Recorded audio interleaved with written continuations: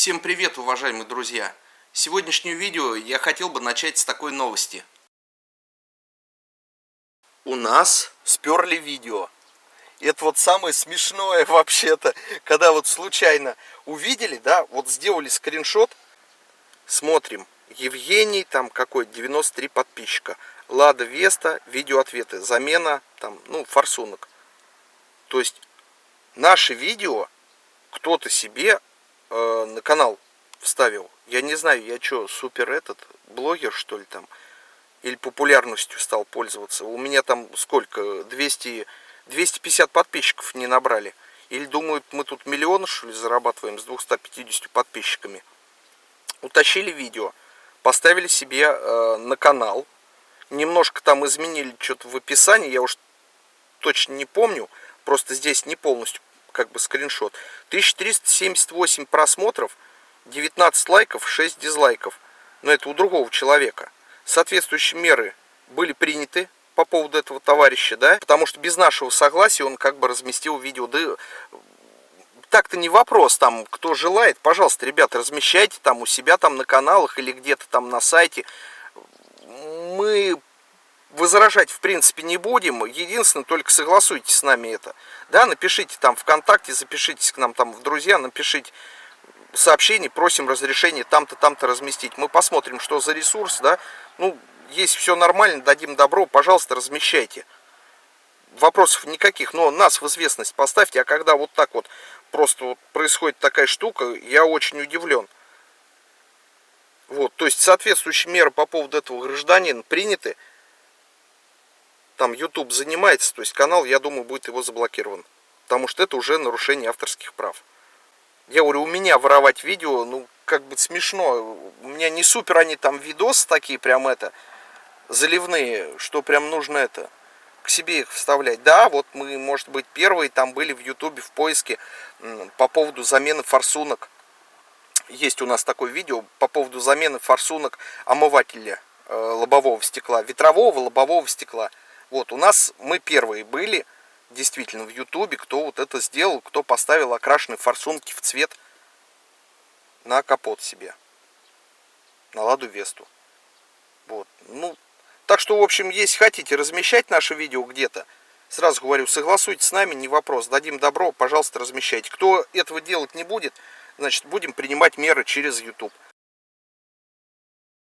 Значит, мы на время, ну как на время, уже 221 километр мы проехали на втулках, на полиуретановых, которые у нас заскрипели. Мы их смазали через разрез. Мы их смазали силиконовой смазкой, силиконом. Пузыречек такой, там в видео будет вставка, как мы это все делали. Через шприц, значит, набрали силикон, в разрез залили.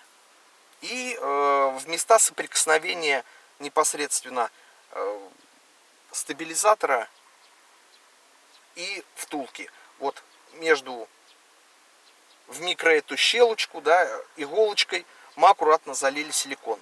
Но пока не скрипит. Машина эксплуатируется в сельской местности. Это процентов где-то порядка 75-78. Ну, грубо говоря, до 80%. Мы ездим по сельским дорогам, то есть луга, участки небольшие асфальта,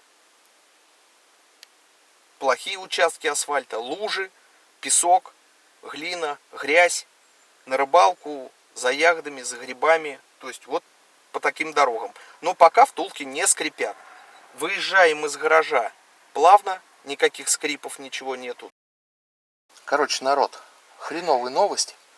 В общем, говорил я, что у нас втулки не скрипят, да, полиуретановые, а вот сейчас заскрипели. И заскрипели очень жестоко.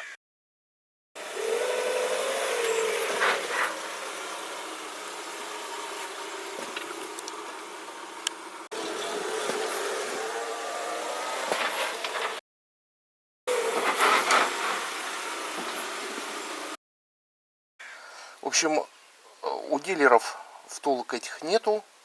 Ну, я имею в виду резиновых. Да, вот сейчас сам под машиной лежу, поэтому так и говорю, может, это не особо будет хорошо слышно. В общем, там ситуация такая, нужно ждать. Сколько по времени, никто ничего не говорит толком. В общем, На время что мы сделали? Значит, взяли вот шприц обычный медицинский, да? Видите, в нем жидкость. Вот она. Там жидкий силикон. Мы через иголочку вот в этот разрез, этот гребаный разрез, да, вот который делают дилеры, которые говорят, что нужно делать, там это по предписанию завода. В общем, через этот разрез мы туда накачали вот этот силикон жидкий. Смазали ее по кругу, прошли вот в эти вот в щели. Ну вот так вот, туда вот. Качнем еще сейчас чуть-чуть. Вот. Всю ее обмазали этим силиконом. Насколько хватит, настолько хватит. И дальше будем решать вопрос о замене этих втулок. То есть вот как бы на время. Пока на время. Не знаю, из-за чего она заскрипела внезапно. И заскрипели так, что хуже, чем были, которые родные втулки, резиновые. Установлено вроде все правильно, все верно. То есть как бы никаких зазоров там нет. Ну вот, наверное, я так думаю, скорее всего, из-за того, что разрез. Вот, не знаю я, что в этом случае делать надо, но будем решать этот вопрос. Будем делать такую же манипуляцию с той стороны. Это вот мы делаем с правой стороны, потом с левой стороны. То есть залезли сначала под машину с одной стороны, там втулочку как бы смазали. И с этой стороны, со стороны колеса смазали. Потом перейдем сейчас на левую сторону, то же самое. Со стороны внутренней смажем ее через разрез. И с левой стороны, с крайней, от колеса смажем. Короче, оператор у нас под машиной смазывает с внутренней стороны втулку. Сейчас покажу, чем мы пользовались. Какую жидкость. Сейчас покажу. Вот такая смазка. О, даже ценник остался. 80 рублей. Сейчас вот камера никак не сфокусируется. Силиконовая.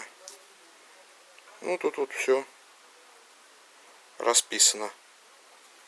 Не знаю, поможет, не поможет. Но на время должно точно уж помочь. До того времени, когда мы поедем к дилеру менять втулки. И опять, скажем так, встанем на гарантию.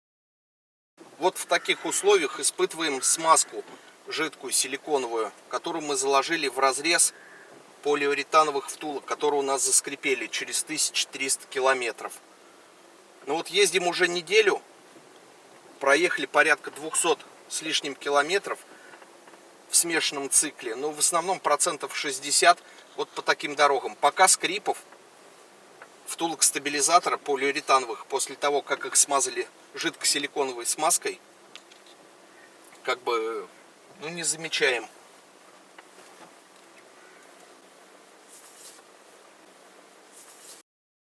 Было слышно, в принципе, как они скрипели, там это все было. Сейчас вот такого уже как бы нет.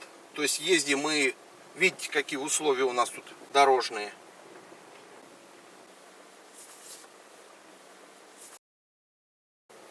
То есть пока не скрипит, как бы все относительно нормально.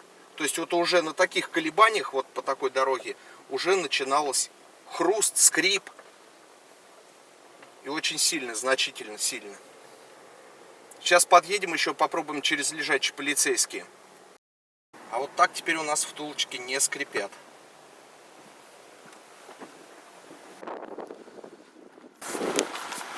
Ну все, как слышали, если слышно было, никаких скрипов нет. Ну вот и по песку ездим, тоже проверяем. Ничего не скрипит, все хорошо. Сейчас даже в лужицу плюхнемся со всей дури, несмотря на то, что машину помыл. Вот большие уступы.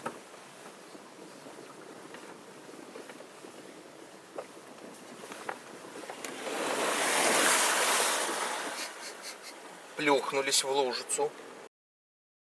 Вот по таким дорогам мы ездим, испытываем смазку новую, нашу, силиконовую, которую заложили в разрез полиуретановых втулок.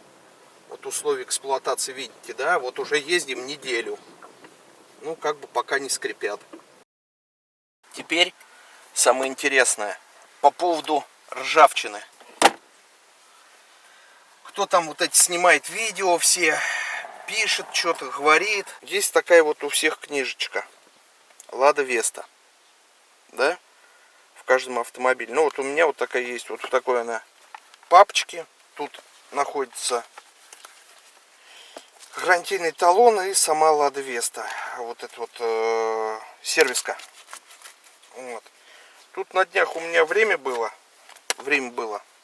Насмотрелся очередных видео про ржавчину.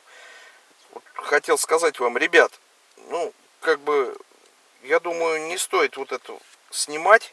Не стоит снимать, да? А может, вы просто людям хотите это все показать? Я вот здесь заложил страничка. Страничка номер 99. Опять же, повторяюсь, вот в этой книжечке. Руководство по эксплуатации автомобиля и его модификации. Страница 99. Здесь черным по белому написано: внимание! Появление коррозии на кузове и других частях автомобиля в процессе его эксплуатации возможно и не свидетельствует о ненадлежащем качестве продукции. При проявлении признаков коррозии, в том числе по сварочным соединениям и стыкам, а также нарушении лакокрасочного покрытия, сколы, царапины, там, истирания и других защитных покрытий, сколы и стирания мастики и грунта, необходимо обратиться к дилерам для принятия мер по предотвращению дальнейшего развития коррозии, восстановлению и ремонту лакокрасочного и защитного покрытий.